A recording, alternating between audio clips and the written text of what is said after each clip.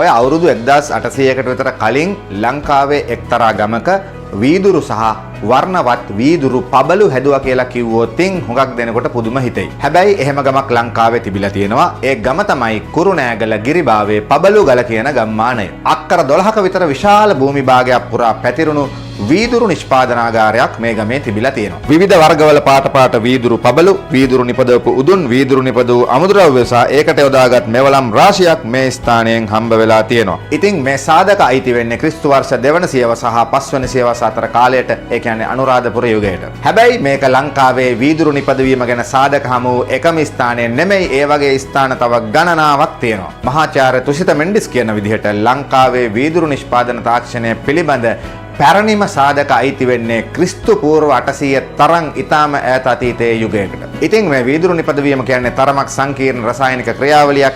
හැබැයි ඒසා ඈත අතීත කාලයක පවා මේ වීදුරු නිෂ්පාදනය කරන්න අවශ්‍ය කෙමිස්ට්‍රි පිළිබඳ දැනුම අපේ මුතුන් මිත්තන්ට තිබිලා තියෙනවා. හැබැයි ලංකාවේ විතරක් නෙමෙයි, ලෝකයේ තවත් රටවලත් මේ වගේ ඈත අතීත කාලේ වීදුරු නිෂ්පාදනය කරලා තියෙනවා. ඉතින් මේ කුරුණෑගල ගිරිබාවේ තිබුණු පබළු ෆැක්ටරිය ගැන වැඩි විස්තර දැනගන්න කැමති අය ඉන්නවා නම් පළවෙනි කමෙන්ට් එකේ තියෙන සම්පූර්ණ වීඩියෝ එක බලන්න. මේ ගැන සියලුම විස්තර, ඊට අදාළ සියලුම සාක්ෂි සාධක, පර්යේෂණ වාර්තා ඇතුළු සියලුම තොරතුරු ඕගොල්ලන්ට ඒකෙන් දැනගන්න පුළුවන්.